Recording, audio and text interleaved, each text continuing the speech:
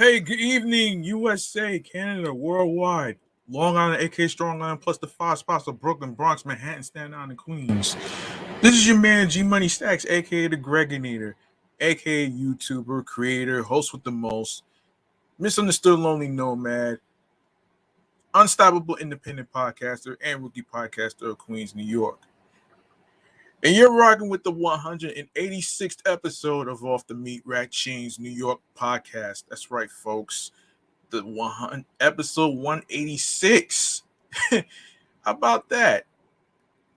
We're live and direct from StreamYard alongside with YouTube and alongside of myself is the Instagram live feed. So make sure you turn on those notifications so you can know when each episode is going to be dropping every week.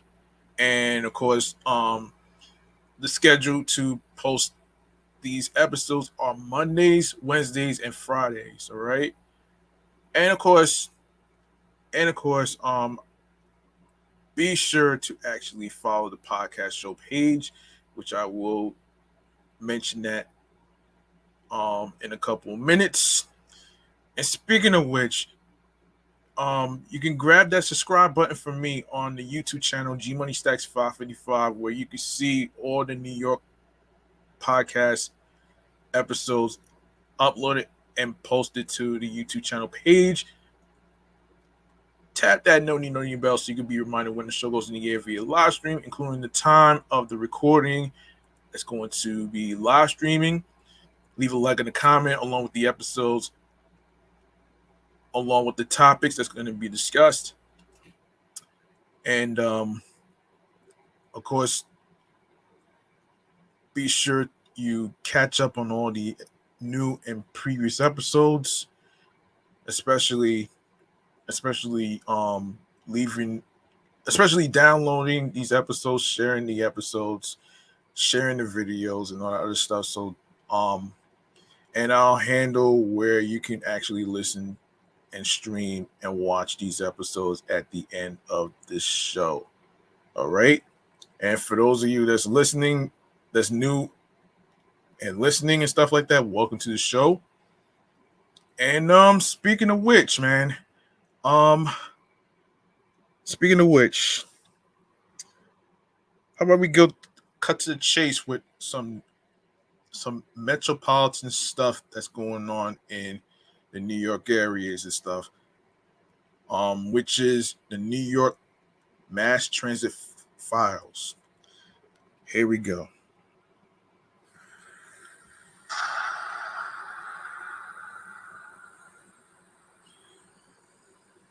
Okay. The first one has to do with the ridership. Okay. So according to AM New York the AM New York website, New Yorkers took a record 3.7 million subway trips Wednesday, September 14th, the highest number since the COVID-19 slamdemic outbreak began in March 2020, transit officials announced Thursday. The rate of ridership was up 30% compared to last year, but remained 37% down from 2019 numbers, according to counts by the Metropolitan Transportation Authority. Buses logged around 1.5 million strap hangers in recent days, coming close to high watermarks from last fall. While the agency's two commuter railroads have repeatedly broken COVID era records since Labor Day. Transit honchos celebrated what they termed a ridership surge at Grand Central Terminal September 15th. Things are on the move, said MTA chairperson and CEO Jenna Lieber. Ridership is coming back. In fact, ridership is surging, and that's an indication that New York is coming back strong.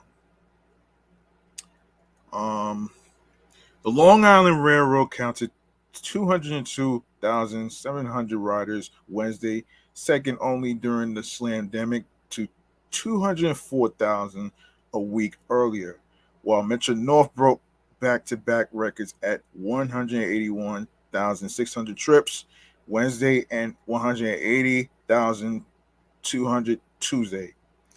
The MTA's paratransit service, Access a Ride, also had its highest number of trips Wednesday at 28,000, 86% of pre-COVID numbers. The increase in ridership followed the return of students and office workers after Labor Day. Last week, Governor Kathy Hochul also lifted the state's transit mask mandate. And yes, I did mention that in the previous episode, but right now it's pretty optional. It's optional for people. So it's no longer really mandatory anymore. So anyway, half a billion rides have been paid for through the MTA's tap payment system Omni since it launched in mid 2019, and the acronym stands for One Metro New York. For those of you who may not know, some 1.2 million users have switched to Train Time, the MTA's new consolidated scheduling and ticketing smartphone app for LIRR and Metro North since it launched on August 17th with about 208,000 daily users. Government officials and business leaders are hoping for a larger return in person work after Labor Day after the MTA's public transit use had stagnated at around 40% below 2019 numbers. A Thursday report by the nonprofit Business Boosters Partnership for New York City found 49% of Manhattan office workers were in the office on an average weekday so far in September, but only 9% of them came in 5 days a week. The largest share, 37%, worked in the office 3 days a week, the survey found. Lieber last month said that remote work was the main driver in keeping MTA ridership below full pre-slandemic numbers that used around 5.5 million strap hangers a day on the subways and north of 2 million on the buses. There's no question that we're, we're that some version of work from home is here to stay. Lieber said Thursday, but the numbers that we're seeing, the surge in ridership that we're seeing says that back to the office is a meaningful trend. He added that MTA is going to work our butt off to bring riders back. And Richard Davey, president of New York City Transit in charge of the subways, buses, and Staten Island Railway, noted that August had some of the best service delivery rates in a long time at around 93% on the subways and 95% on buses. That's pretty darn good, said Davey. We have the folks to be able to run this service, and August was one of our best service delivery months that we've had in a long time, again, across the system. The MTA still faces a severe deficit in funding for its operations, which relies heavily on fares that were decimated during COVID. MTA budget officials in July forecast a looming fiscal cliff in the form of a $2.5 billion deficit every year once federal slandemic relief funding runs out after 2024, and transit leaders have been pushing for the state to fund the agency more like a public good to fill up the hole without cutting service, hiking fares, or job losses. Yeah, we don't need any more fare hikes, man. We don't. We really don't, man. Seriously. And yeah, so let's see.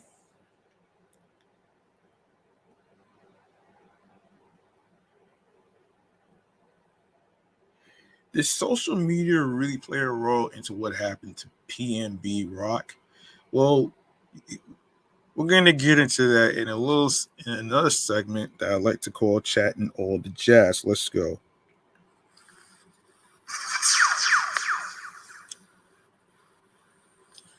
All right. As I previously mentioned, um, PNB Rock, the rapper who recently passed away, after being killed. So here's what's happening in the Los Angeles Times here. This was updated actually. So, um, one of the first things Attorney Dawn Florio told PNB Rock when she began representing the rapper was to be careful about what he posted on social media and when. Avoid sharing a specific location until you've left, and never post your current location, Florio recalls telling him. You cannot tell people where you are going to be, she said. On Monday, Rock was having lunch at Roscoe's Chicken and Waffles in South Los Angeles. He was killed during a botched robbery after being targeted for his jewelry, police said. A suspect brandished a firearm inside the restaurant and demanded items from Rock, who was shot after a brief struggle with the assailant.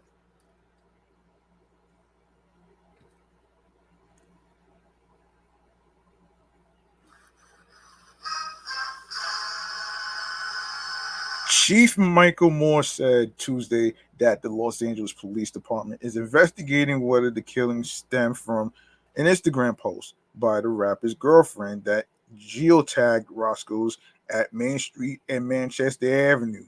It was shared minutes before the shooting.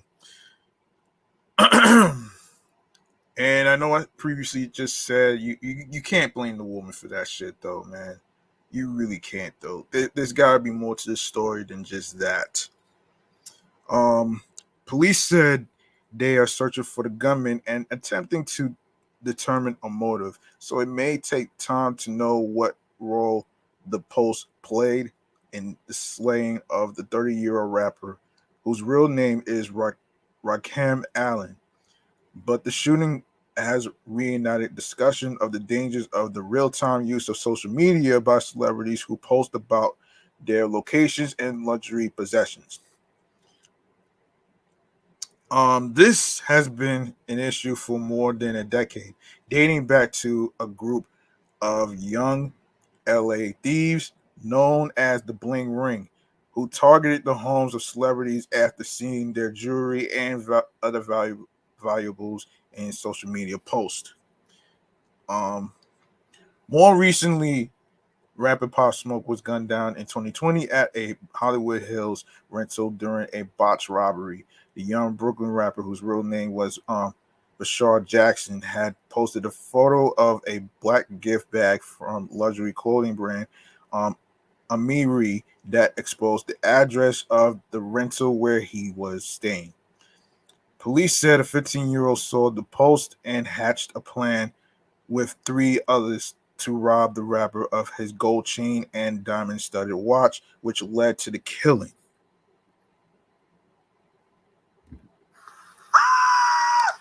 Police say such crimes linked to social media are rare, but Moore said he's concerned about the proliferation of guns on the streets being used by robbers targeting victims for high end jewelry. Florio doesn't think Rock was targeted because of the Instagram post. Um, in a statement, um, I believe he was probably followed. He was probably was followed. It doesn't make sense to me that the murderers were stalking her social media posts, Florio said. What his girlfriend did was very innocent. I can't fault her for that. Regardless, police are investigating whether the post led to Rock's slaying. The rapper was with his family, with his girlfriend, or some kind of friend of his, and as they are there enjoying a simple meal, he was brutally attacked by an individual who apparently came to the location after a social media posting. More said. Pop Smoke and Rock slayings highlight a trend in Los Angeles of follow home robberies and other violent attacks, some of which have specifically targeted rappers. Waco the Kid was shot September 1st at his home in North Hollywood and told the Times he believed the attack occurred after he showed off money and jewelry on social media accounts, which is pretty dumb, by the way.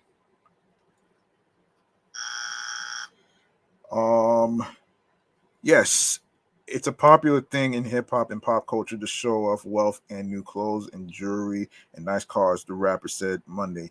It's all part of it. It's glitz and glamour. Prominent rappers Nicki Minaj and Cardi B took to Twitter to hash out whether Rock was targeted because of his girlfriend's post or if he was just in the wrong place at the wrong time.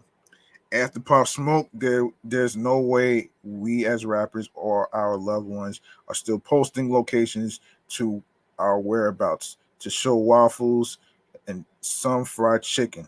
Minaj tweeted. And And Cardi B says on Twitter, I highly doubt niggas niggas was looking at PNB's on baby mom IG. He was in a bad location and people stay outside plotting. It's very irresponsible and inconsiderate to blame her for something so tragic. We should be sending nothing but love to her and his family at this time.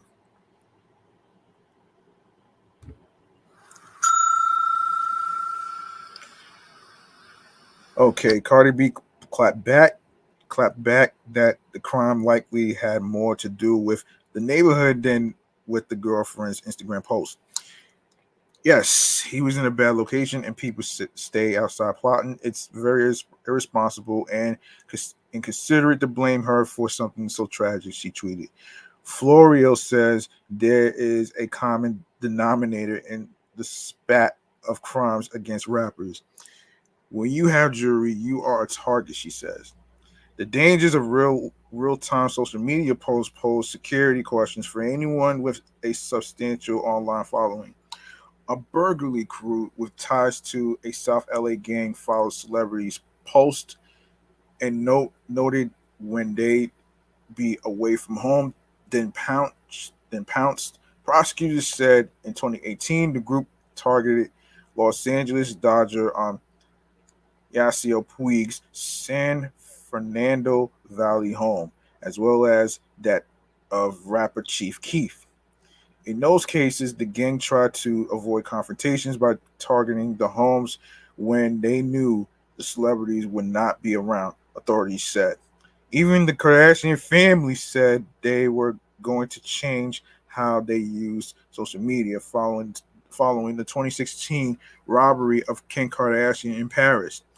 One of the alleged participants in the armed robbery said he and his crew tracked her movements online and through social media. End quote. We've been able to adjust and make some changes in the way that we post on social media, but in no way do I want this to affect the hearts of the family. Matriarch Kris Jenner said in 2016. You are putting your life out there in real time. We're now taking a lot more precaution. It's a problem with which influencers who live their lives under the eyes of internet strangers and familiar keep their location and personal information private can help prevent stalking, doxing, harassment, or worse. With real time posting, you have to be extra careful, said Brian Nelson, who works with influencers through his marketing agency, The Network Effect.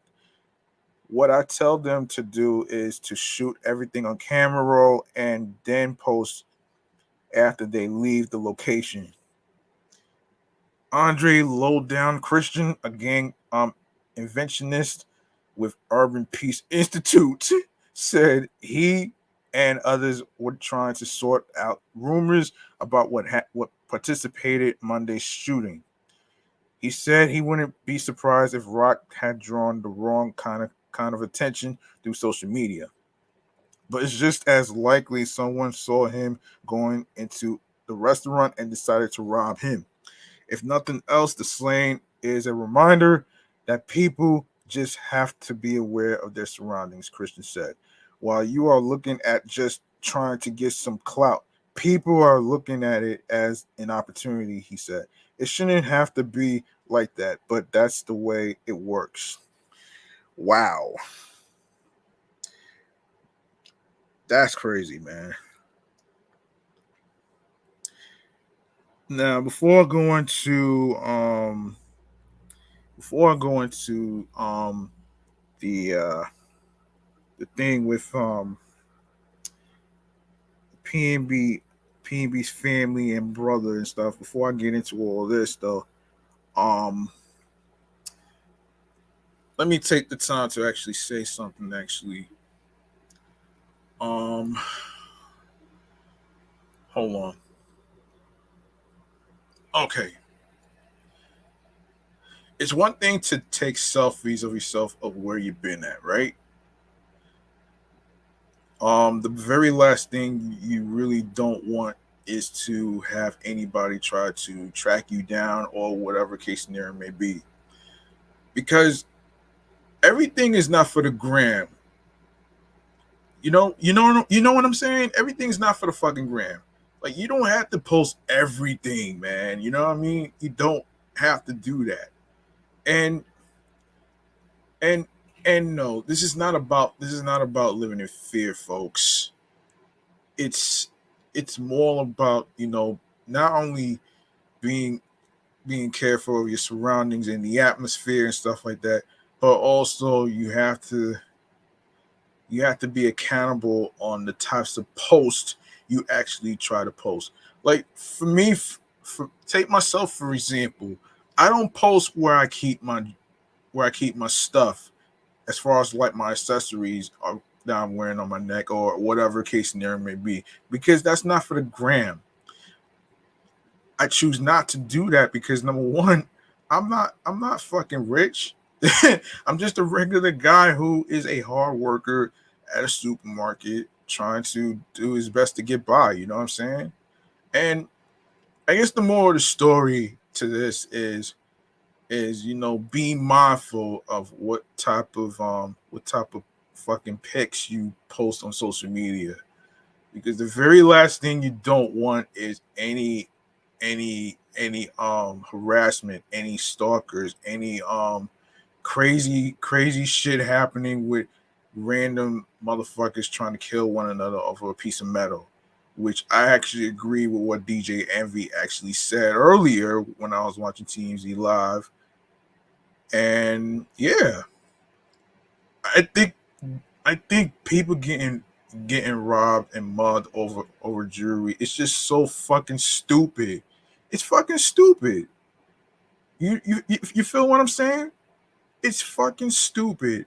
And I'm not saying not to wear it or whatever case scenario may be to be safe or whatever. But the fact of the matter is, folks, that jewelry, as we wear it with every outfit that we wear or whatever, it's part of fashion.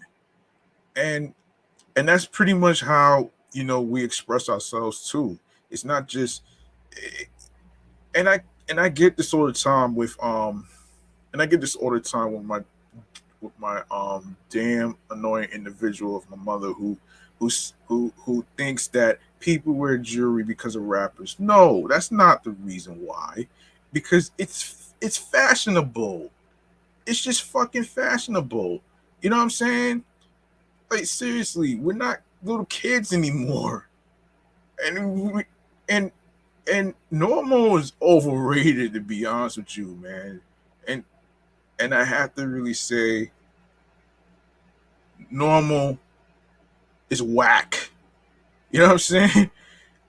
Like I'd rather be a regular person rather than to be normal, because normal is so overrated. So that's just my take on it. And there's more to the story in regards to what went down with PNB Rock's fatality, and of course, in regards to the family. So let's continue. Let's continue right now, so I could just lighten shit up in this episode. So here we go. All right. So okay. So the family of PNB Rock tried to get the rapper's body back from the medical examiner almost immediately after he was shot and killed last week, but they reportedly ran into some issues. According to a report TMZ published on Saturday, September 17th, PNB Rock's mother requested her son's body to be returned to them immediately due to religious reasons. However, the medical examiner wouldn't release the body because it was still a part of a murder investigation. Once their request was denied, Rock's family apparently didn't take the news well. It reportedly got so tense that the Los Angeles Police Department was called to the coroner's office to help unwind the situation. We've been having trouble getting my brothers back to Philadelphia. PNB Mean wrote in a now deleted Instagram post. The state of Los Angeles claiming they have some type of law going against ours as Muslims. Now I have no clue when his janaza. I'm not sure what that is, folks. So don't ask me on that one. It's not right, yo. It's going on a week. Prayers up. I got you, big bro, and your daughters. PNB Rock and his family are Muslims and requested his body immediately due to customs surrounding the deceased janaza, which is a Muslim funeral ceremony. According to tradition, a burial ceremony must be conducted within 72 hours of the subject's death. In addition to their request for the body, PNB Rock's mother also did not want an autopsy performed on her son because the process goes against their religion as well. The medical examiner said they were forced to perform one by law. The autopsy report, which was released on Friday, determined that the rapper died from a gunshot wound to his back and chest. Following the report's release, his body was officially ready for pickup. His family hasn't confirmed whether or not they've retrieved the body yet. Nonetheless, they still plan to move forward with a funeral service in his hometown of Philadelphia. Okay. His brother. Wait.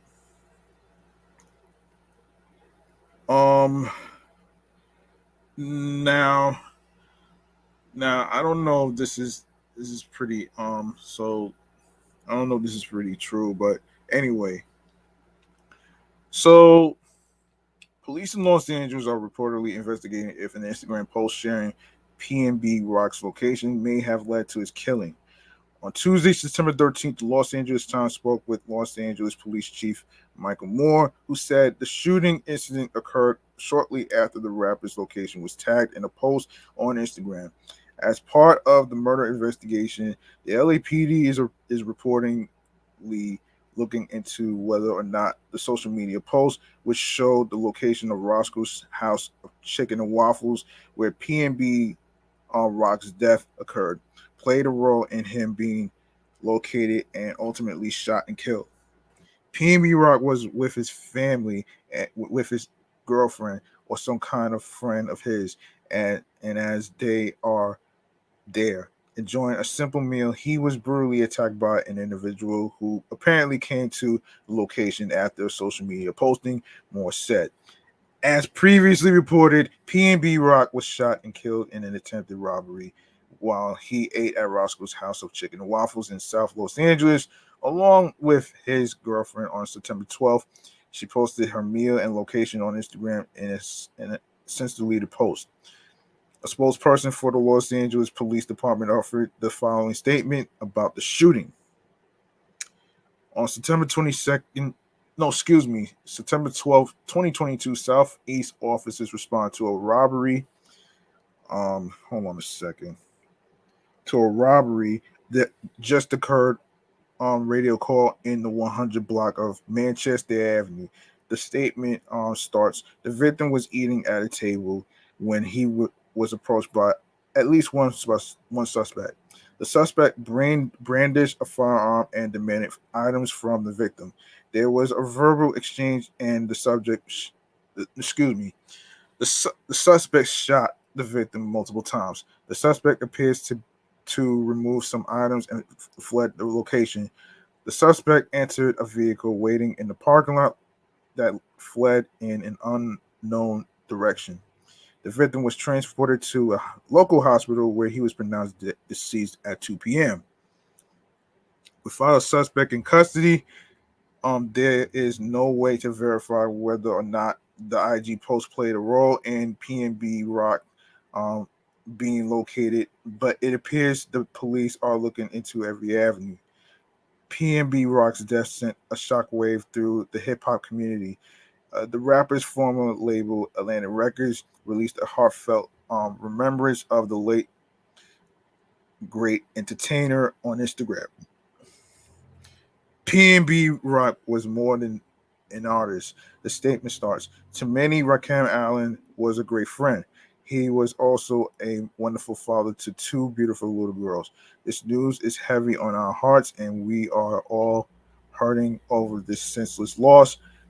Our thoughts and prayers are with his family during this difficult time. Double XL has reached out to the Los Angeles Police Department for comment. Damn, son. Um, yeah, anyway. Let's see. What other stuff we could talk about? I wanna lighten shit up though, man, in this episode. So let's just get to oh yeah, Young Thug, man. Let's go to Young Thug. Because he did a dedication to PNB Rock too. So let's get to him. Um, okay. And then the game actually. I'm gonna do the game after. Um so Young Thug is the latest rapper to pay tribute to the late PNB Rock on social media after the rapper was shot and killed in Los Angeles earlier this week. The incarcerated rapper took to Twitter on Tuesday, September 13th to mourn his eyes open caliber. R.I.P. Lil Bruh. Love 5 Life, Thugger wrote in his post. The two rappers collaborated on a couple occasions. The first being Gang Up alongside Two Chainz and Wiz Khalifa from the Fate of the Furious, the album movie soundtrack. They teamed up once again on Eyes Open alongside Lil Baby, although the track's release didn't go too smoothly. The song was originally recorded in 2019 and leaked online a year later without Lil Baby's vocals and wouldn't see an official release until late 2021. PNB Rock was gunned down in broad daylight during a robbery inside Roscoe's Chicken and Waffles in South Los Angeles on Monday, September 12th. Rock, real name, of course, I already mentioned Rakim Allen, was at a restaurant with his girlfriend who posted a location tagged photo of their late lunch date on her Instagram stories prior to the shooting. According to Los Angeles Police Chief Michael Moore, the social media post may have tipped off the assailant to the rapper's location. The target was expensive jewelry, property that he had on his person. Moore said on Tuesday, September 13th, during a press conference, we believe this senseless murder occurred following a posting on Instagram or social media.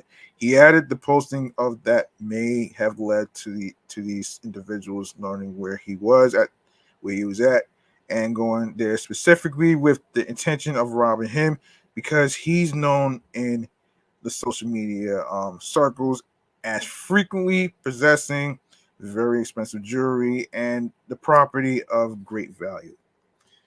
Other tributes to selfish rapper poured in from across the hip hop community following his tragic death, with Drake, 21 Savage, Meek Mill, Pusha T, 2 Chainz, and of course Nicki Minaj, Cardi B, and many more paying their respects. Young Thug's tribute isn't the only tweet he posted since he's been in custody at Fulton County Jail awaiting his January 2023 trial on federal racketeering charges.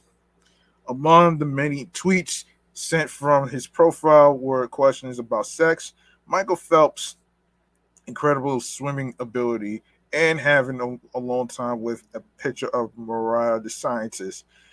However, all the alleged activity of his Twitter page could land him in even more trouble. During a court hearing on September 8th, a judge called for limitations on the communication between lawyers and their clients in the RICO case after prosecutors raised concerns about leaked discovery information and witness intimidation. Oh boy. Oh boy. And intimidation. Okay. According to a report from 11 Alive News, Thug and Gunner's lawyer Brian Steele is fighting prosecutors claiming the YSL leader has access to a phone. Steele has claimed someone else is handling the tweets. However, the judge concluded if Thug can get messages out, he can intimidate witnesses. The Michael Phelps tweet was a conversation that was recorded between Young Thug and a member of his close family, close friendships. Steele stated during the hearing, he asked the other person who's in control of his Twitter account to send that, or the Instagram maybe. That is not a reason to restrict. He added that was an innocent, that's nothing bad. Asking somebody to tweet to Michael Phelps, can you swim 100 miles in the ocean? Oh, man. That has nothing to do with intimidation. The judge said in return, well, if I can communicate through a family member or somebody else, then I can communicate something else. Okay, now we go on to the game, who actually talked about PM Rock actually. So um let's get into that right there. Now I don't know why he made this prediction, but let's get into it. The hip hop community is reeling in the wake of PNB Rock's heinous murder, and it has some people referencing a 2007 song from the game, which seems to mirror the Philly rapper's tragic end. The unreleased track is called Murder, and it's resurfaced online because fans noticed some now eerie lyrics you could say include a warning that could have saved PNB's life. Not so sure if it not so sure if it would happen, but I think it's all about timing. Anyway, on the song star verse, Game raps and quote, "When you eat at Roscoe's, watch out for the chain snatchers. Take it off slow, or you might get killed if you know if the grape streets don't catch you," which is Crips. The rolling 60s will police don't give a fuck because they all ran park, and what happens on Crenshaw stays on Crenshaw. The California anthem was originally slated for Game's sophomore album, Doctor's Advocate, and Online's various LA gang territories and habits, which might explain why it got cut. Speaking of Game, his fellow West Coast OG Ice-T cited him, Snoop Dogg, Ice Cube, Dr. Dre, and Kendrick Lamar as living Los Angeles legends who don't hit the town drenched in jewelry. Ice, who lyrically chronicled the mean streets of LA all the way back to in the '80s, has been lecturing his Twitter followers on the dangers of the area, whether or not you are a rapper, and says going without the jewels doesn't mean your pockets are empty. LAPD is currently on the hunt for PNB's killers after the um 30-year-old rapper was murdered September 12th inside of Roscoe's Chicken and Waffles while eating with his girlfriend. Investigators believe the pair were targeted from their social media posts, and the gunman entered the restaurant specifically for the jewels. Yeah, and like I said, man, everything is not for the damn fucking gram. So be careful what type of shit you post, man. Um, and and speaking of which, man, let's talk the grandfather of Gorilla Stone Gang for a second. Oh man, I can't believe that's the name of her gang, man. Gorilla Stone. Oh boy. Okay, so an exclusive report from Vlad TV revealed that the rapper Casanova's co-defendant and godfather of the untouchable Gorilla Stone Nation was sentenced to 20 years plus 8 months in federal prison for racketeering this week. Shit. Damn. Federal prosecutors recommended 2 to 24 years behind bars for Donnie Love. Donnie Love. Oh, wow. Uh, Gillard during his sentencing brief last week after pleading guilty to racketeering. The 31-year-old gang leader was linked to various crimes, including the trafficking of hundreds of pounds of marijuana, attempted murder, and a fraud scheme related to the COVID-19 slamdemic. Caswell Casanova Sr., who has also pled guilty to racketeering and narcotics charges, is up for sentencing in federal court on December 16th. The Soul Brooklyn rapper is facing a maximum of 60 years in prison.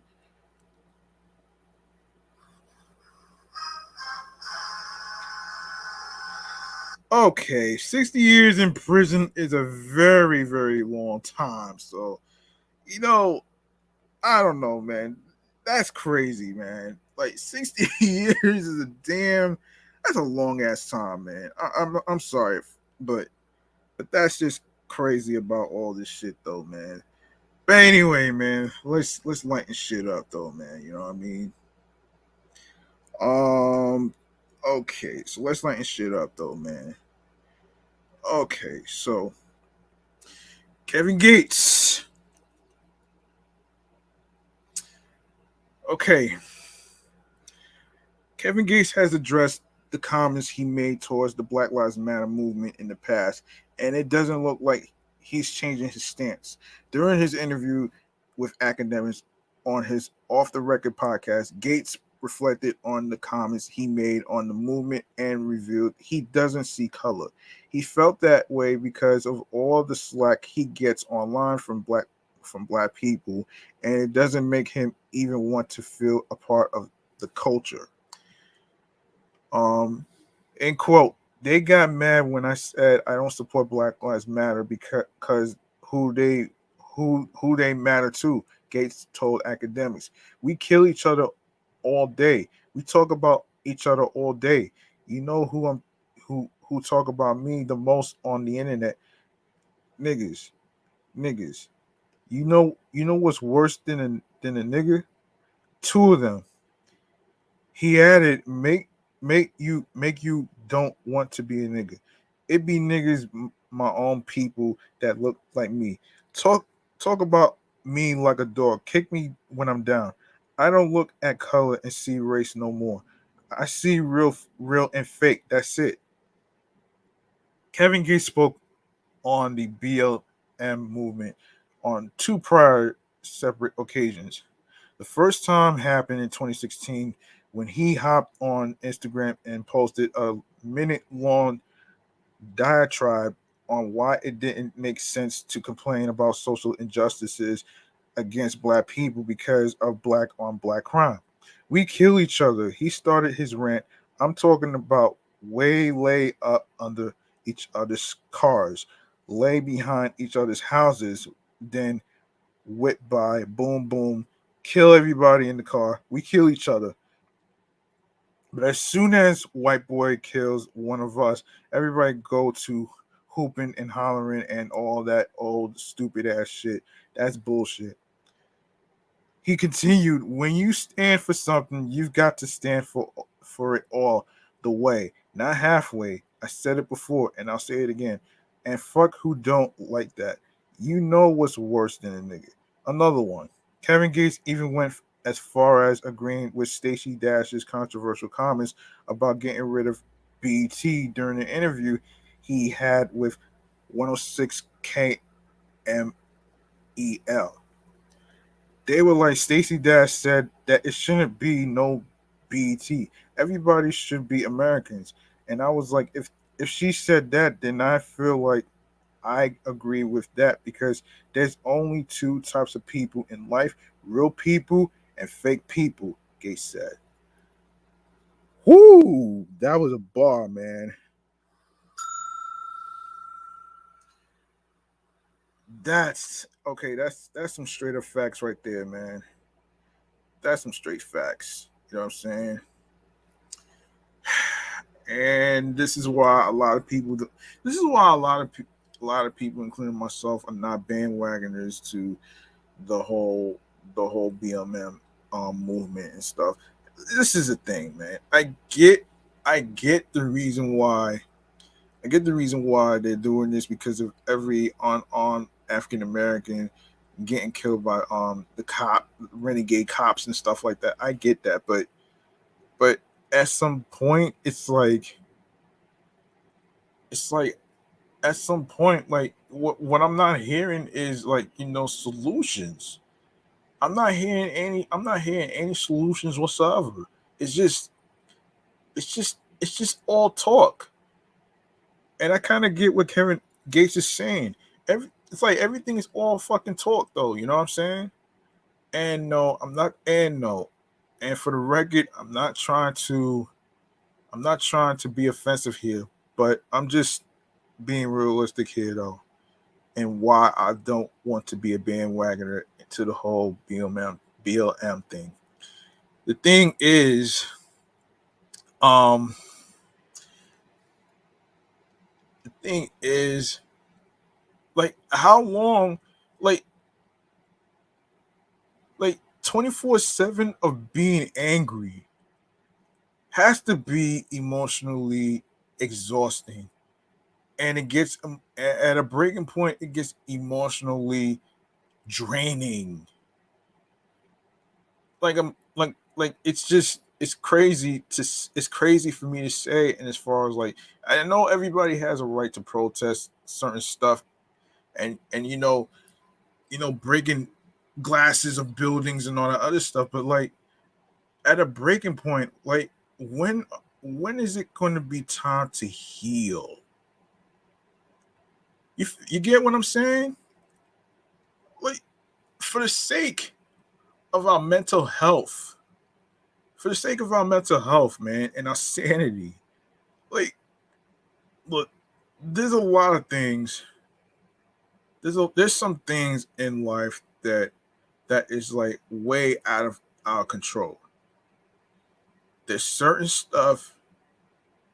There's certain stuff that, you know for a simple fact that, unfortunately, we can't save everybody. You know what I'm saying? We don't have any vigilantes that's actually doing this shit. So so for the record, I kind of get what Kevin Gates is saying. Like, you had to differentiate um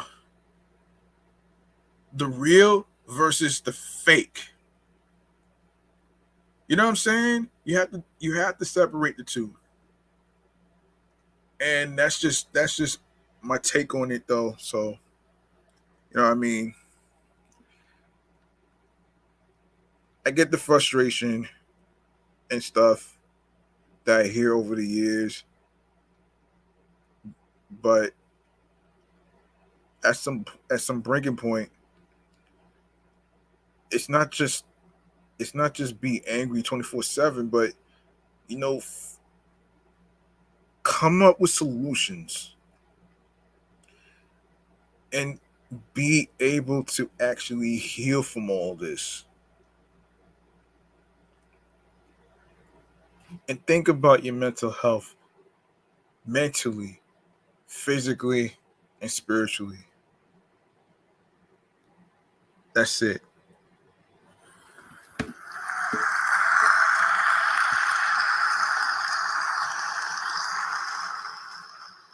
On to the next one. Okay, let's talk Megan Thee Stallion.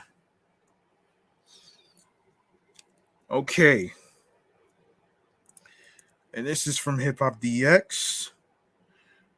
Megan Thee Stallion and Tory Lanez criminal trial has been delayed once again. According to Rolling Stone, the trial in which Lanez is accused of opening fire on Megan and wounding her in both feet while yelling "Dance, bitch" in 2020 was pushed back on Wednesday, September 14th.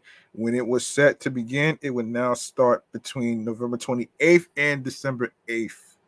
The judge, David Harryford, granted Lane's request for delay due to his defense lawyer, Sean Hawley, being busy with the arbitration of Los Angeles Dodgers pitcher Trevor Bauer, who is entangled in a legal battle with his alleged sexual assault victim.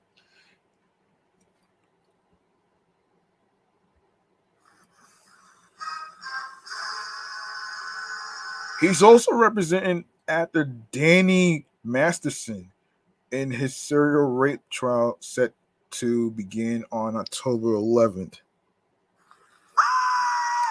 Tory Lanez appeared for the hearing in Los Angeles, California on Wednesday before eyewitness Kelsey Harris was brought in, with the judge ordering her to return on December 9th under a subpoena from prosecutors. Yeah.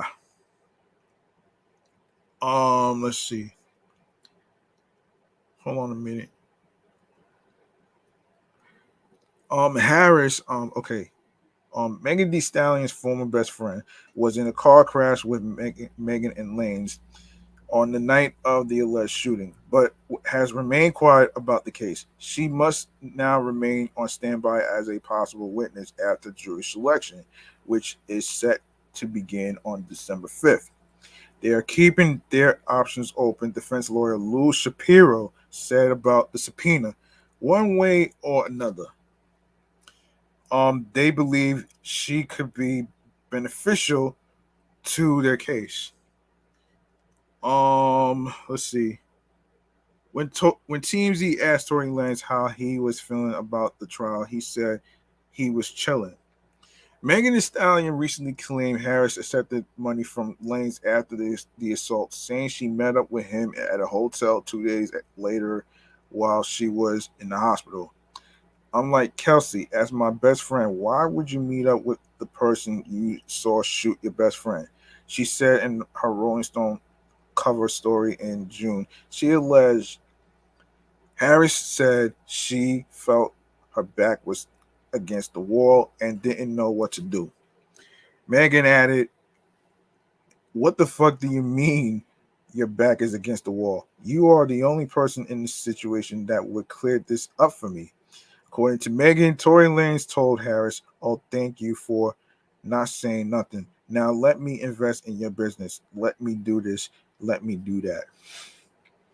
The LA County DA's office charged Lanez with a felony count of assault with a semi-automatic firearm and one count of carrying a loaded unregistered firearm in a vehicle on October 2020. Okay. This is far the dumbest thing that a music artist like Tory Lanez would actually do, man. But I'm not gonna stay on this shit though, man. But there's more stories about Meg the Stallion. So, all right. So let's see what we have here.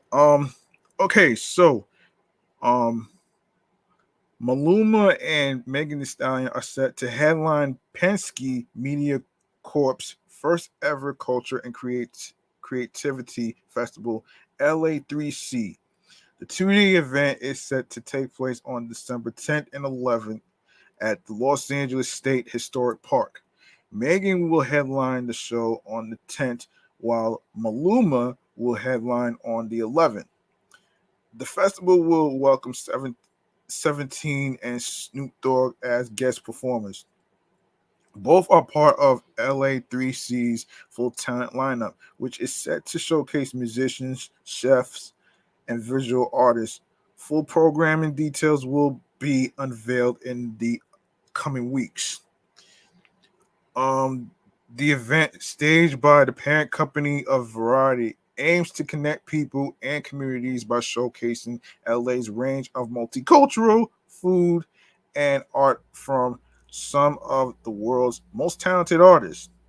The festival's moniker LA3C stands for Los Angeles, the capital of culture and creativity.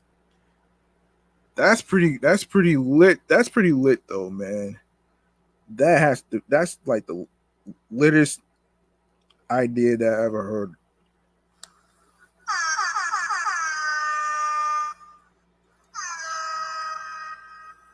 Yes.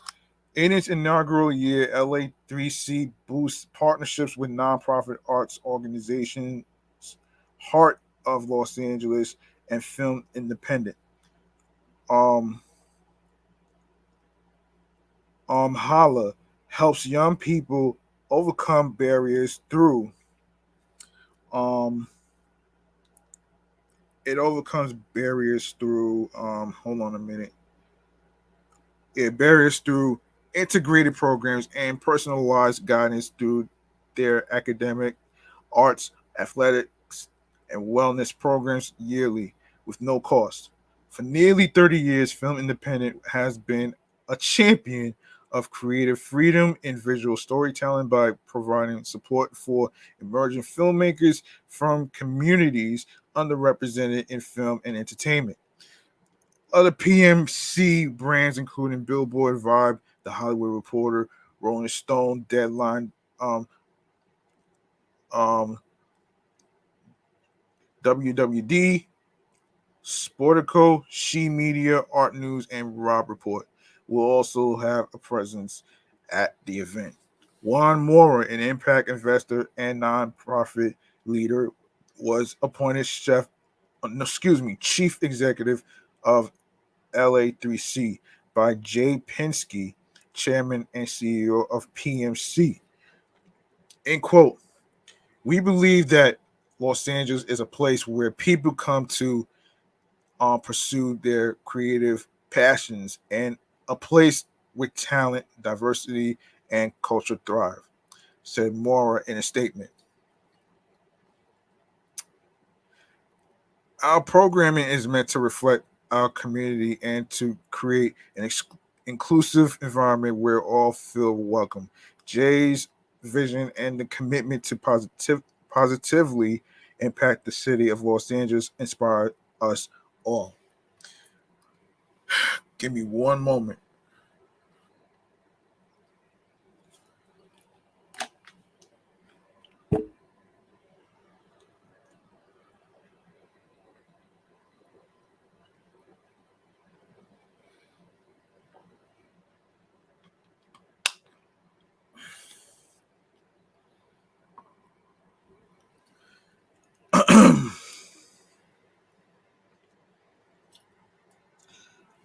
um, where was I?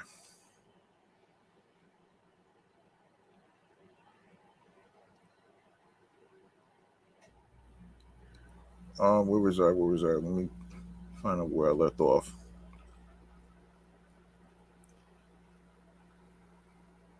Culture. Oh yeah. Jeez, vision. Okay. Yes. Jay's vision and the commitment to positively impact the city of Los Angeles inspired us all. I plan to leverage the expertise of Penske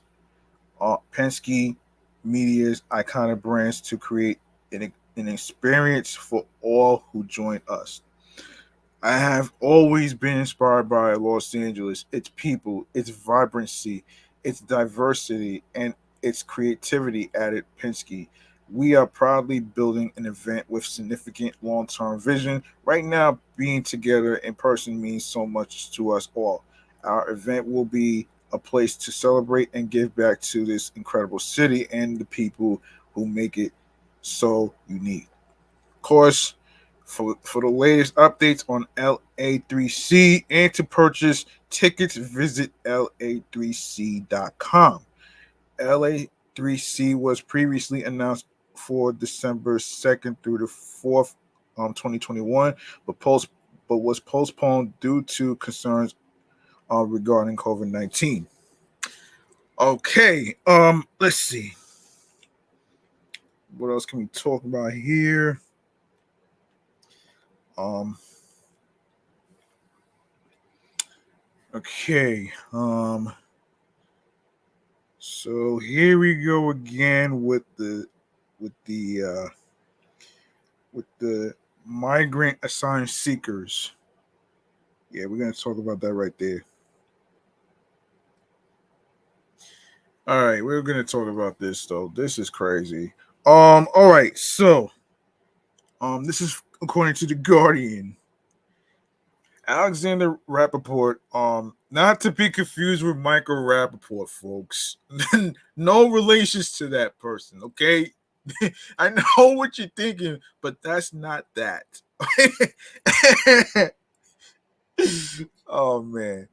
All right. Carries multilingual meeting, no, excuse me, greeting signs and cheers and waves when certain buses pull into the terminal in New York City, and from Texas and Arizona these days.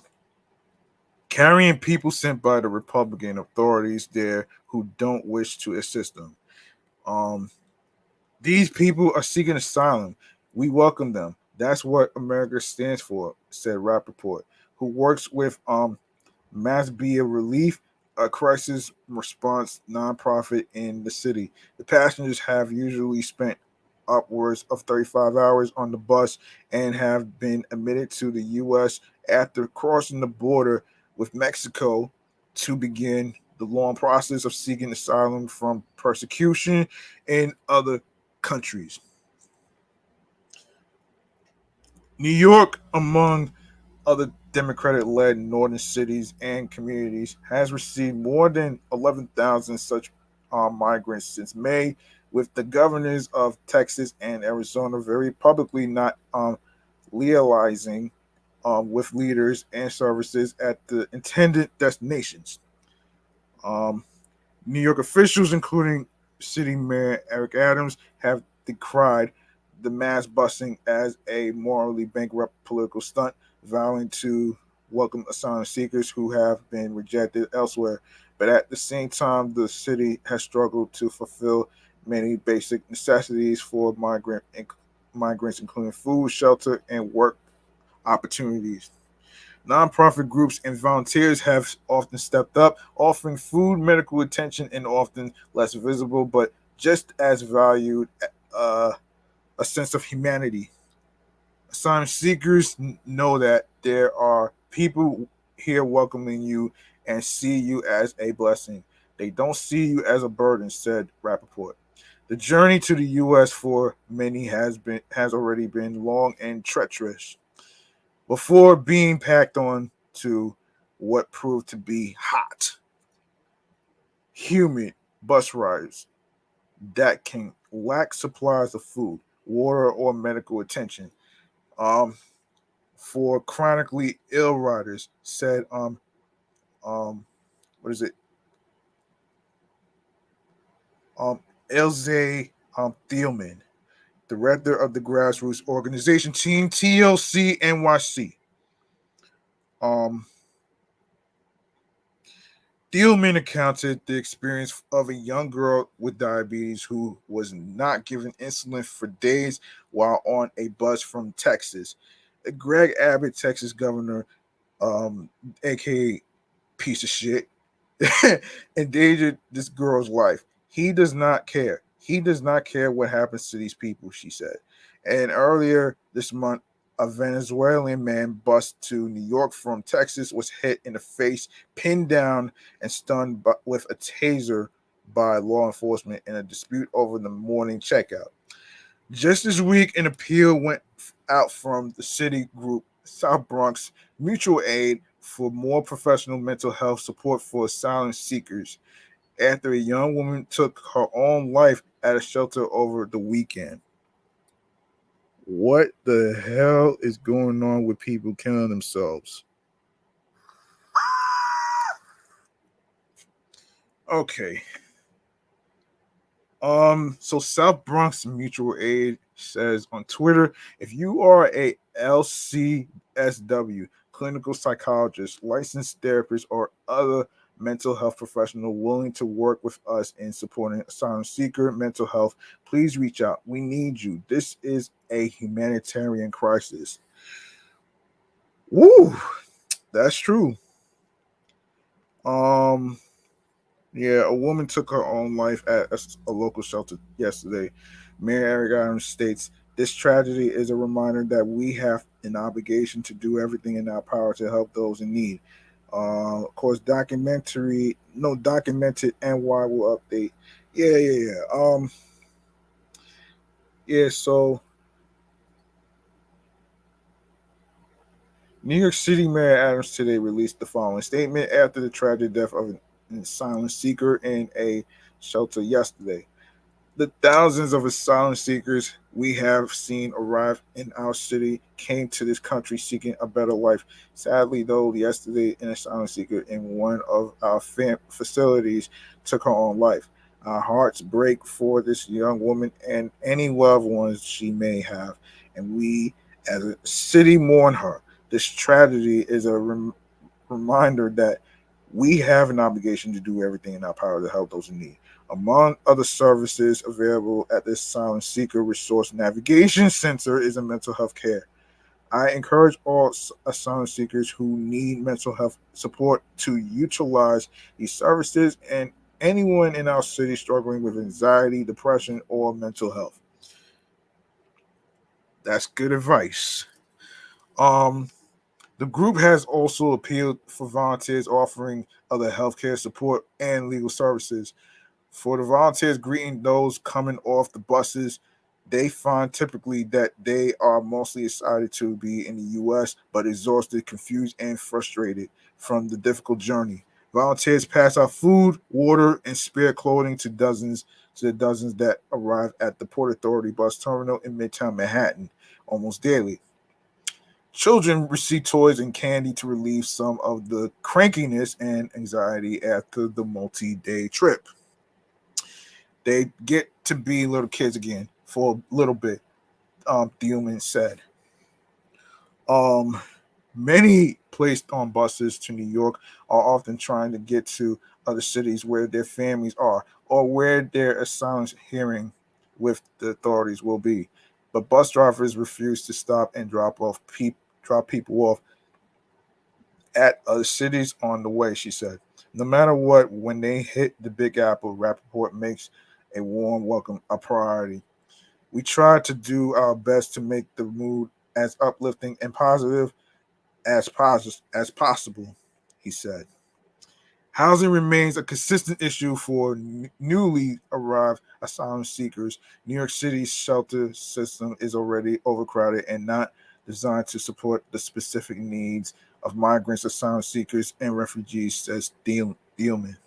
Couples without documentation proving they are a family unit have been denied access to shelter together, for example. Migrants and advocates have also raised concerns about safety within the shelter system. Some people actually prefer to sleep on the streets. The fact is, if you don't feel safe, you'll take your chances on the street, said Thielman. Finding work can be similarly difficult without the necessary paperwork, which is slow to process despite many businesses needing staff and amid shelter curfews and other limiting um, rules. The city has received mixed feedback for its handling of the sudden influx. Some have criticized Adams for not doing enough to support the unique needs of asylum seekers, especially when it comes to providing adequate housing. In response to the issues facing migrants in the shelter system, Adams said his administration is exploring the idea of housing migrants on cruise ships. Cruise ships. Thielman added that the city's initial response to the transport of migrants was disappointing, as volunteers were largely left alone to deal with the dozens of arrivals, facing backlash from Port Authority police for setting up support tents on the bus terminal's property and working hard to provide essential supplies. But she added the city has stepped up in recent weeks, providing safe for volunteers to assist the asylum seekers, offering legal advice and medical services. The mayor's office of immigrant affairs this week opened a physical welcome center offering resources, including connections to better suited housing, said Thielman. Rappaport added that city officials have been adjusting relatively well to a constantly changing situation as thousands flee hardships for a better tomorrow in the U.S. The good people will stand up and do the right thing. That's it, he said. Whoever doesn't want to count themselves in as the good people, then don't. Um, we have a small favor that wait, hold on. Let me not read this part though. This is crazy, man. This is crazy, man. And I think this is very sad that asylum seekers having a hard time trying to find a place to stay as far as like trying to find family members, cousins and friends and all that other stuff. It's just it's difficult, man. And it's just wow. The people in nonprofit organizations in New York City is actually doing their best to help each individual out. And as far as them living on a cruise boat, I don't know, man. Eh, I don't know, man. Like a cruise boat. I don't know. I don't know. Might have to get back to y'all on that one, man. Oh my gosh. So let me see. Let's get to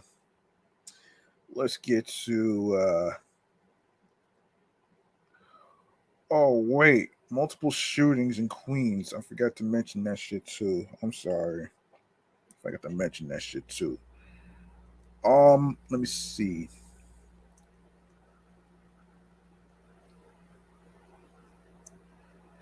Okay, let's look up this story. Oh boy. Okay, multiple shootings in Queens.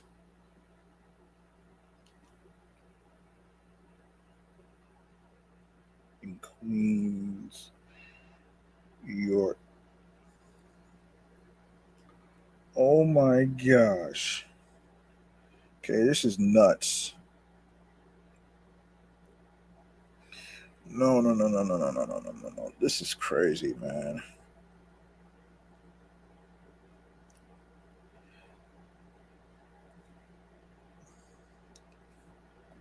Yes, it's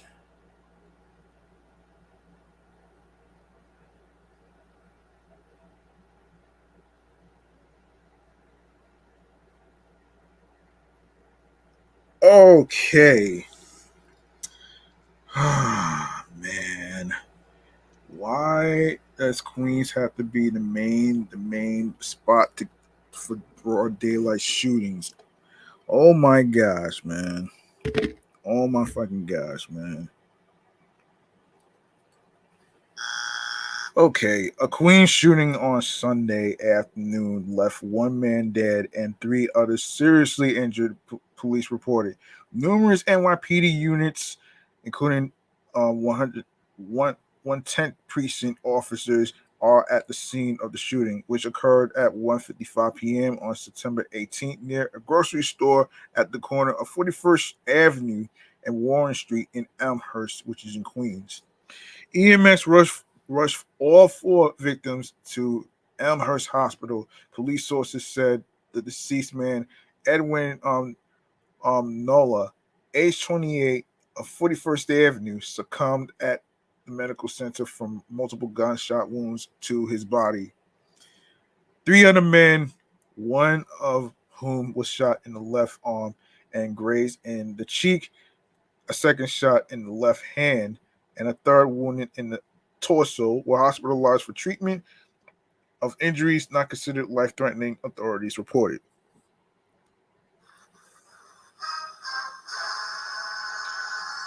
Officers are looking for two male suspects who were seen fleeing on motorcycles southbound on Warren Street after the shots rang out, authorities said. So far, no arrests have been made in the active and ongoing investigation, police reported.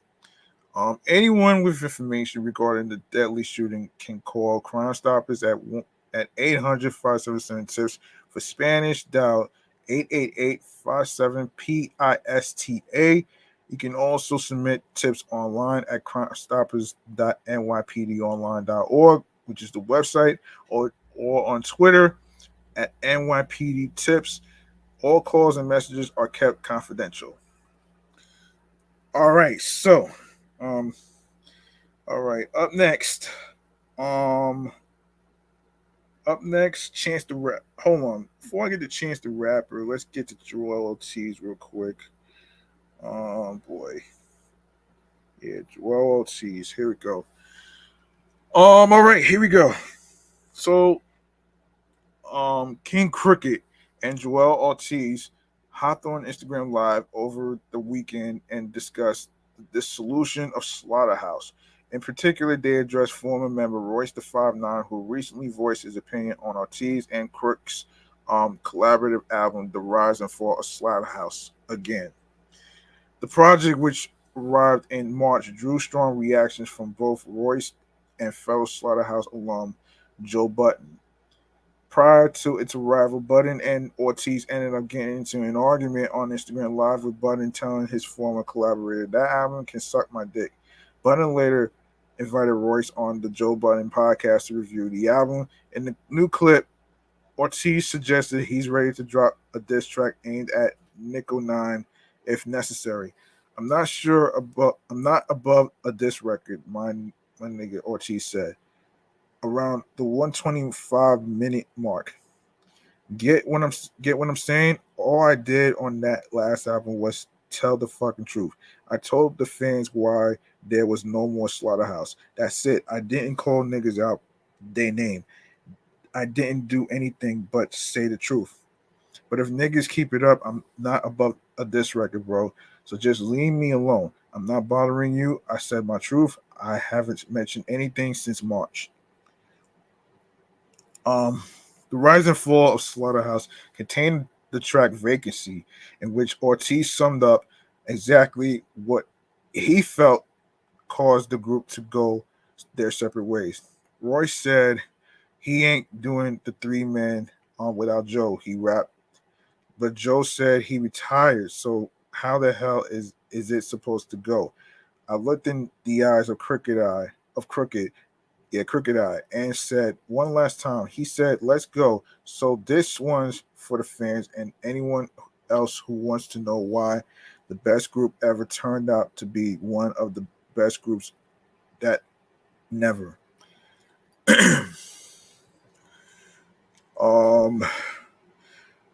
Despite the group's salty relationship, King Crooked said he doesn't hold any hate for Royce the 5'9". He explained, in quote, I don't hate Royce the 5'9". I don't hate him. I don't hate that brother. I don't hate Royce the 5'9". He said some disrespectful things. Cool. I didn't even trip. Now he's on part 2. They asking the questions. You responded. You ain't ducking no conversation. It's coming across like people feel possibly Royce and Joe, that we've been beneath them this whole time, and that's disheartening. Anyway, it's Friday, and we got a new album coming out. The following to the Rise and Fall of Slaughterhouse is expected to arrive on September 16th. As for Royce, he released a greatest hits compilation called The Heaven Experience Volume 1 on August the 12th with collaborations featuring Black Thought from The Roots, Big Crit, and Courtney Bell, as well as multi-platinum producers Jake One and S1. Okay, Chance the Rapper. Okay.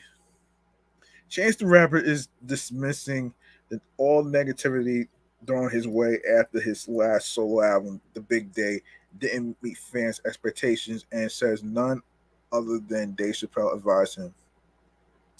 Chance hit the Breakfast Club Tuesday and said Dave once put things in perspective for him, comparing album and touring periods to yearbook photos. They capture moments in time, but don't define one's career.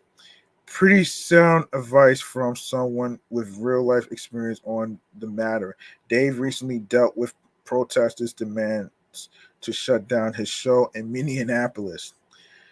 Chance was also excited to plug his Black Star Line Festival, the event, and he and fellow Chicago rapper Vix Mensa will co-headline together in Ghana next year and stunt on the haters.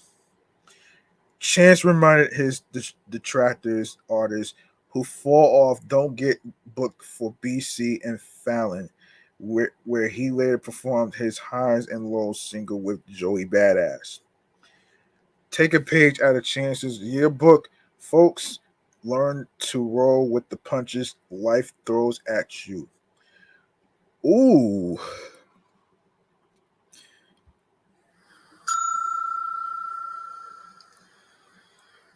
That's pretty good advice, man. That's good advice right there, man. Take it with a grain of salt. Let's see. What else can we talk about? Let me see if I left anything out. Um. Okay. Uh. Rick Ross. All right, Rick Ross. Where are you? Here it is. So let me see how much time I have. Okay, 122. All right, so Rick Ross has responded to Turk following his volatile drink change interview earlier this month. See Rose's clapback below. During his recent visit to see Nori and DJ EFN, the Hot Boys member shared a few choice words for Rose, who had previously name dropped him on 2017's Birdman disc Idols Become Rivals. The double MG mogul got wind of Turk's comments and explained that he was just trying to keep his name alive while Turk was locked up behind bars. In the process of name dropping Turk, Ross continued his long-standing feud with Stunner on the 2017 track when he dissed Birdman. Knew that you would never visit BG. Turk came home, take that boy a three piece he raps. Now Turk, I don't know you personally. He began to set the record straight. Your brother is the one who said you was a punk. Personally, I spoke on your hustle and the work you put in, brother. That's what I mentioned your name for, brother. Not letting the streets forget your name. I was really making that song based around my brother from 305, M.I. Yayo, and what he experienced with the nigga Birdman. Not you, homie. I kept your name alive, nigga. Rose continued to invite Turk to his estate. They said you did a bunch of things. I didn't get into that. Now you've been out 10 years. You want to see Rose, nigga? You could pull to the motherfucking say you fish behind the promised land. Pull up there, nigga.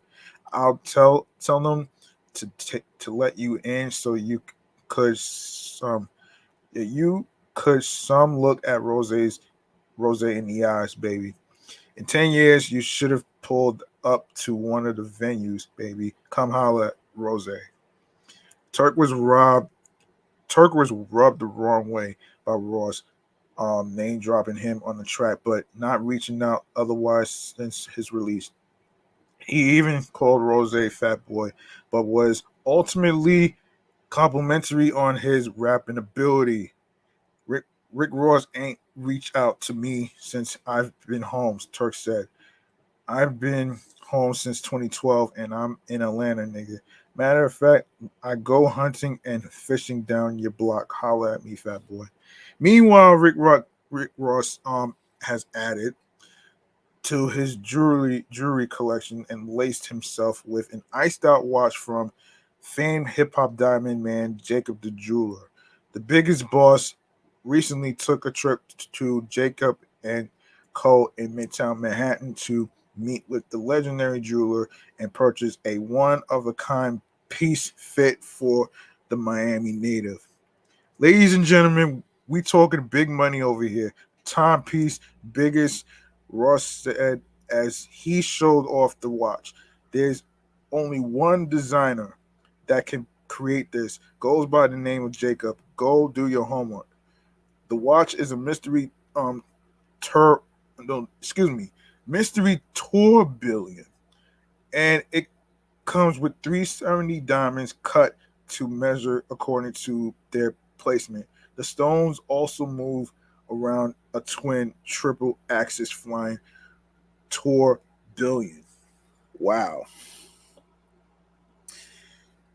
Yeah, that sounds like a lot of money right there, man. Anyway, anyway, there's two more things I need to get to actually. So this Ti and the Batgirl movie that I need to get to. So let's get to Ti, and that's how we're gonna end this episode with something positive right here, man. Um. Anyway, so Ti has been recognized for his community service in his home state of Georgia. The Grand Hustle rapper was presented with an Outstanding Georgia Citizens Award by Rep. Deborah Bezamore at the Georgia State Capitol in Atlanta on Wednesday. He joined. He was joined by his wife Tiny and sons Damani and Messiah at a special ceremony honoring his various philanthropic and community efforts. In the grand scheme of things, we are only here on Earth in this life for a short period of time. And once we leave, people won't remember the clothes we wore or the things we have, T.I. said while accepting the award. We will only be remembered by what we meant to our family, our children, and what we were able to do for others. The awards didn't stop there. Tip also received the Volunteers Achievement Lifetime Award, which was presented to him by Global International Alliance on behalf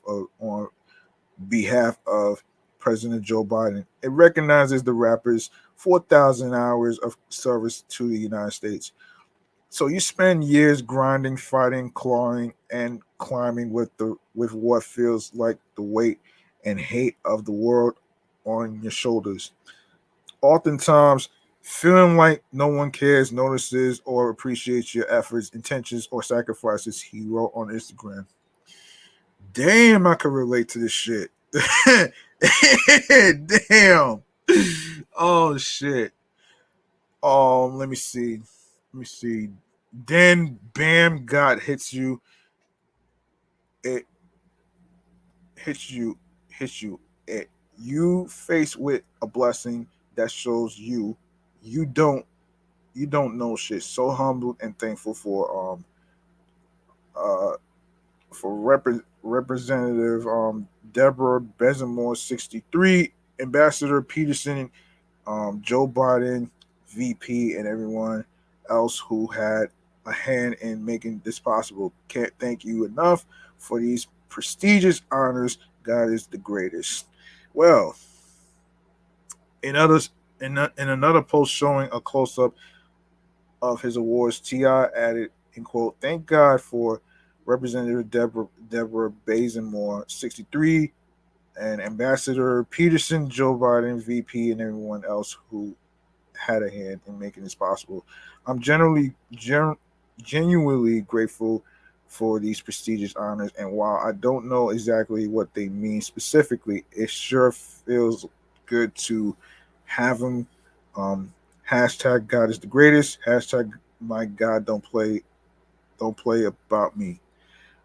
Two Chainz, Ludacris, and Rhapsody were among those who congratulated the King MC on his achievement. Congrats, killer. Titty Boy commented on Instagram while Rhapsody added, "Receive King, you are loved." Outside of his veteran status in the city's thriving rap scene, T.I. continually gives back to his hometown of Atlanta through organizations like Harris Community Works and For the Love of Our Fathers. Last year, the 41-year-old purchased his old neighborhood in Bankhead with plans to build a new affordable housing development boasting 143 units, a community garden, community center, and greenhouse. Wow, that's pretty dope, man. That's very, very, very dope, man. That's pretty dope right there, man. I'm about to make some noise for T.I., aka TIP, man. Yeah, let's do this, man.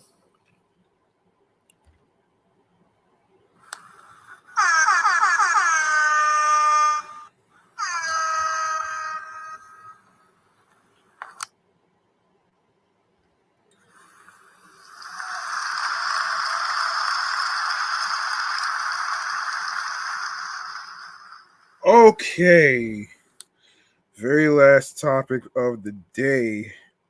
For all you DC fans out there who thought that there was going to be a Batgirl movie, well, guess what? Guess what? It has been it has been canceled. So we're gonna get into the movie Man Cave Popcorn right here. All right, let's do this.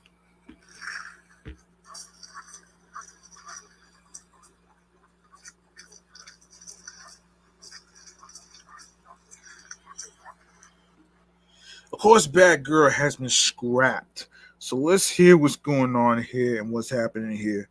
And this is from the Hollywood Reporter. The DC feature was budgeted at around $80 million, with costs rising to nearly $90 million due to COVID-19 protocols. In a surprising development, Warner Brothers will no longer be releasing Batgirl, the DC film that already completed shooting and was expected to arrive on HBO Max this year. The unusual move comes after a change in leadership at Warner's, with newly installed Warner Brothers Discovery CEO David Zaslav prioritizing cost-cutting measures and refocusing Warner's on creating theatrical films rather than projects for streaming, as had been a priority for former Warner Media CEO Jason Kilar. Batgirl was budgeted at around $80 million, with costs rising to nearly $90 million due to COVID-19 protocols.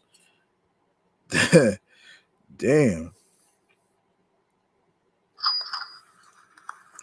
it's a hefty sum, but significantly lower than DC theatrical releases. Thus, the film is said to to have not not to have the spectacle that audiences have come to expect from DC fare. Of course, the Batman released in March had a budget of $185 million before marketing costs. Warner's has also decided to shelve animated feature Scoob, Holiday Haunt, which had a budget in the $40 million range. Batgirl stars In the Heights breakout Leslie Grace as Barbara Gordon slash Batgirl, the first Latina to play the role, and hails from Bad Boys for Life filmmakers Adil El Arbi and Bilal Fallah. Its cast also includes Michael Keaton back as Batman, J.K. Simmons as Barbara's father, Commissioner James Gordon, and Brendan Fraser as the villain on Firefly. The New York Post first reported Batgirl would be scrapped. The decision to not release Batgirl reflects our leadership's strategic shift as it relates to the DC Universe and HBO Max, said a Warner Brothers spokesperson in a statement. Leslie Grace is an incredibly talented actor, and this decision is not a reflection of her performance. We are incredibly grateful to the filmmakers of Batgirl and Scoob Holiday Haunt and their respective casts, and we hope to collaborate with everyone again in the near future. Insiders say that big budget films made directly for streaming no longer make financial sense under the company's new strategy. In June, Zaslav, no, excuse me, Zaslav, um, tapped MGM's Michael D. Luca and Pamela Abdi to run Warner's, replacing Toby Emmerich. Warner Brothers Discovery leadership had been looking to find $3 billion in cost savings after the merger of Warner Media and Discovery closed in April.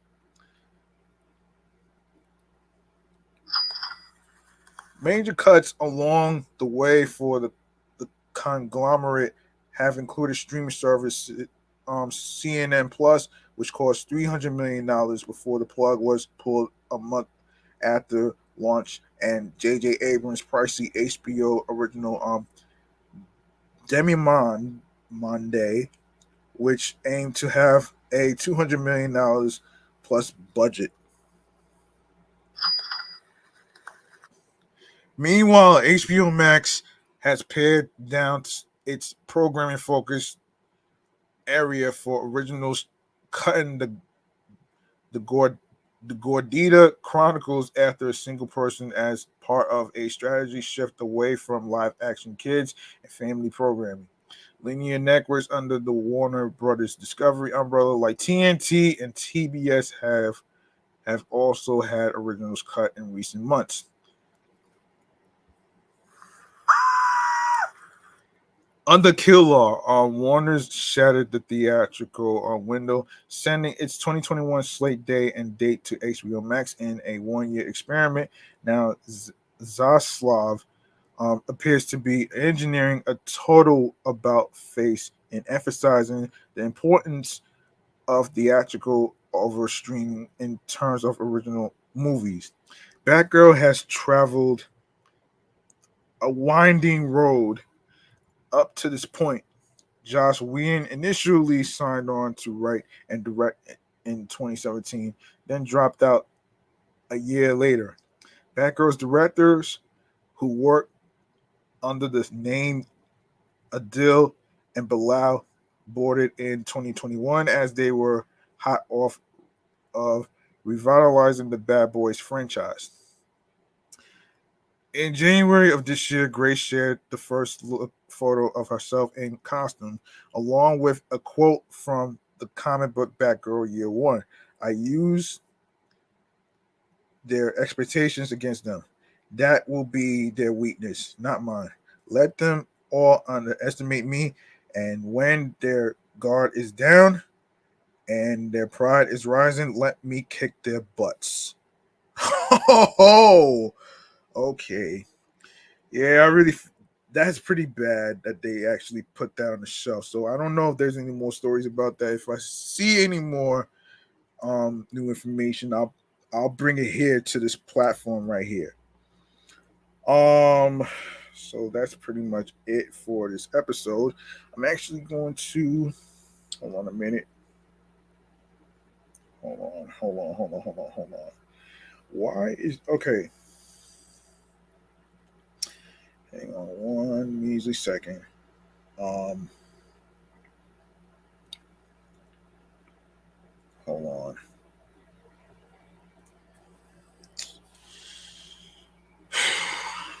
Hold on.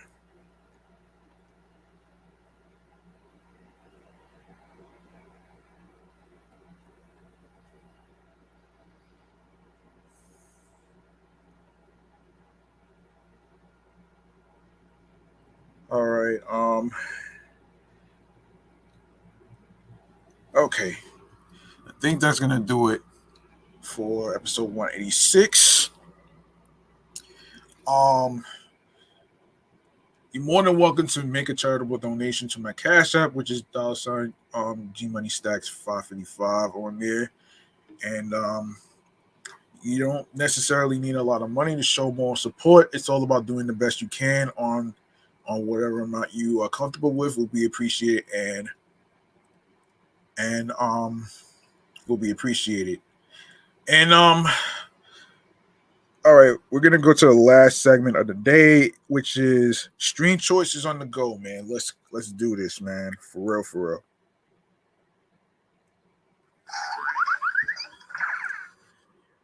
And you like what you heard in today's episode or any previous episodes whatsoever, um, please show your love by following Off the Meat Rack Chainz New York podcast on Facebook and alongside with Instagram and alongside with my other two shows, which is the Sports Edition show of Excellent Fun Vibrant Talks podcast, the review show Meticulous Vibe Juice podcast, as well as myself, which is G Money Stacks Queens in Queens, New York.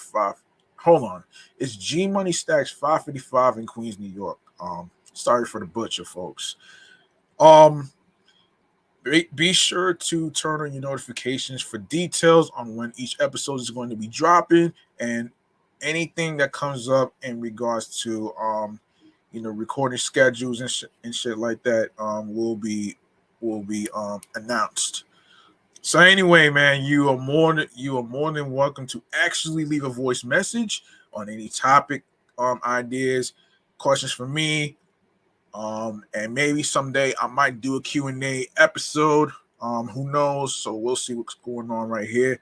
So yeah, so link in bio, which is linktree/G Money Stacks 555, is where you're gonna see all the audio streaming platforms and of course where you could listen, stream, and watch, starting with Anchor, Audacity, Audible, Audio Burst, Amazon Music, Breaker, Castbox FM, Deezer, Listen Notes, Moon FM Podcast, Player FM, Pocket Cast, Podbay, Podfriend, Podopolo, Podorama, Podcast Index, Podcast Addict, Podchaser, Podverse, Reason FM, Spotify, Stitcher, TuneIn Radio, Google Podcasts, and of course, you're more than welcome to actually leave a 5-star rating for me on Podchaser, Podfriend, and of course, Spotify. 5-star rating will be appreciated. I'll appreciate your feedback on there. So anyway, you can listen to Off the Meat Rat Chainz New York podcast episodes on Radio Public alongside with iHeartRadio, the number one app for music, radio, and podcasts. And of course, be sure to follow my other two podcast shows, which is the Sports Edition show of Excellent Fun Vibrant Talks podcast, and of course, Meticulous Vibe Juice podcast review show is also on there. Make sure you follow those shows, including this one, on every streaming platform that I just mentioned. And of course, last but not least, the YouTube. Make sure you grab that subscribe button for me and click on the noni bell so you can be reminded when the show goes in the air via live stream. And of course, when the show is going to be recorded and the time schedule. And of course, be sure to catch up on all the episodes on the YouTube channel page of G Money Stacks 555. And of course, leave a like and a comment along with the episodes and topics being discussed. More video content, upcoming episodes, and previous episodes.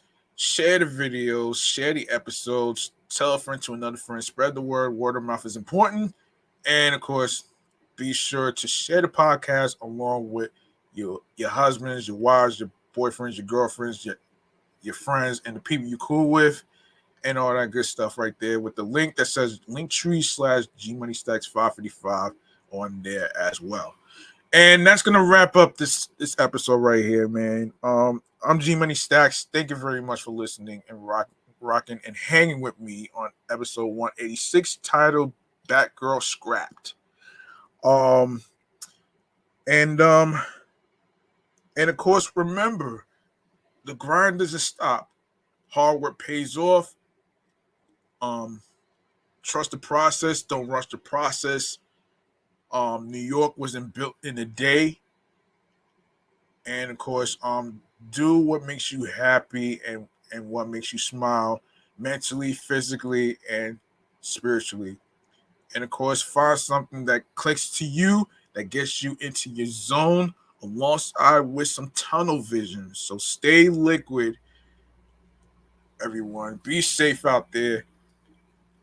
And of course, I'll be back with another episode. Peace and one love, and have yourselves a good night.